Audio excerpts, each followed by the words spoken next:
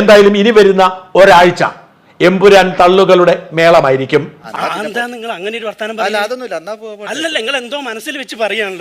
ഒരു സിനിമ എങ്ങനെ തള്ളു വിജയിപ്പിക്കണമെന്ന് പൃഥ്വിരാജിനോളം അറിയാവുന്ന മറ്റാരുമില്ല.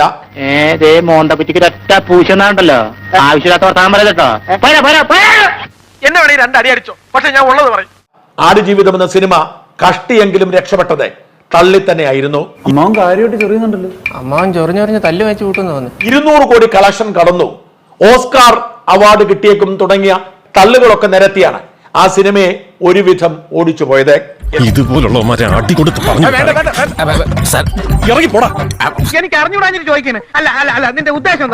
അതെ, 228 കോടി രൂപയാണ് എമ്പുരാൻ ചിത്രീകരണം പൂർത്തിയാക്കാൻ ഇതുവരെ മുടക്കേണ്ടി വന്നത്. അതുകൊണ്ട് ഇപ്പൊ എന്താ ഈ 228 കോടി രൂപ ആ സിനിമയിൽ നിന്നും ഉണ്ടാക്കിയെടുക്കാൻ കഴിയുമെന്ന് അതിനുവേണ്ടി ഇപ്പോൾ പണം മുടക്കിയിരിക്കുന്ന ഗോകുലം ഗോപാലിന് പോലും ആത്മവിശ്വാസമുണ്ടോ എന്ന കാര്യത്തിൽ തർക്കമുണ്ട്. എന്തിനാ ഇങ്ങനെ എഴുതാപ്പുറം വായിക്കണ ശങ്കരൻകുട്ടി? സ്വന്തം ഇഷ്ടത്തിന് തട്ടിവിടുന്ന നാക്കെടുത്താന്നേ പറയൂ. സ്വാഭാവികമായും 228 കോടി എന്ന മുടക്കു മുതൽ ഊരണമെങ്കിൽ 350 കോടിയെങ്കിലും കളക്ട് ചെയ്യണം. അതിനുള്ള സാധ്യത ഒരു മലയാള സിനിമയ്ക്കുണ്ടോ എന്നതാണ് നിർണായകമായ ചോദ്യം. അത് താൻ എനിക്കിട്ടെന്ന് വെച്ചതാണല്ലോ. നീ അവനെ അങ്ങനെ മോശക്കാരനാക്കാൻ പറ്റും വേണ്ട. നോക്കോ നിന്റെയൊക്കെ പുച്ഛത്തിന് ഞാൻ ഒരു മലങ്കോള് പിടിക്കുന്നുണ്ട്. മലങ്കോള് ശ്രീലങ്കൻ കമ്പനിയായ ലൈക്കയുടെ വരവാണ്. ഏതാണ്ട് 100 കോടി ചെലവ് എന്ന കണക്കുകൂട്ടലിലായിരുന്നു ലൈക്ക രംഗത്ത് വരുന്നത്. എന്നാൽ വിദേശ കമ്പനി ആയതുകൊണ്ട് അവർ ഇഷ്ടം പോലെ പണം മുടക്കിയേക്കുമെന്ന് കരുതി ഈ സിനിമയിലെ ചില അണിയറ പ്രവർത്തകർ ആവശ്യത്തിലധികം പണം ദൂർത്തടിച്ചു.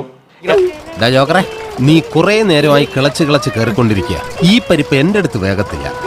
എന്റെ സങ്കടം അതല്ല എന്റെ ദൈവമേ. പിന്നെ നിന്റെ സങ്കടം എന്താ? ഈ സിനിമ വൻ വിജയമായാൽ ഏറ്റവും കൂടുതൽ നേട്ടമുണ്ടാക്കുന്നത് പൃഥ്വിരാജ് തന്നെയായിരിക്കും. അതാ നിന്റെ വിഷമം. ഈ സിനിമ വിജയിച്ചാൽ പൃഥ്വിരാജ് ഒരു പക്ഷേ ഇനി സിനിമ എടുക്കാൻ പോകുന്നത് ഷാരൂഖ് ഖാനെയോ അത്തരത്തിലുള്ള ബോളിവുഡ് നടന്മാരെയോ നായകന്മാരാക്കിയാവും.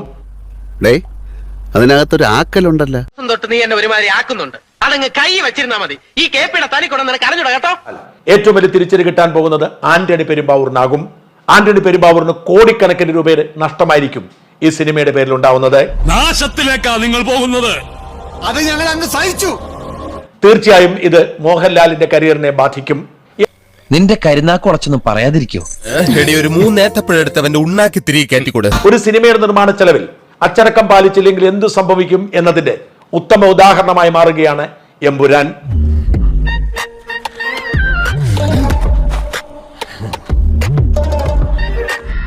പണി വരുന്നുണ്ടവറാച്ച.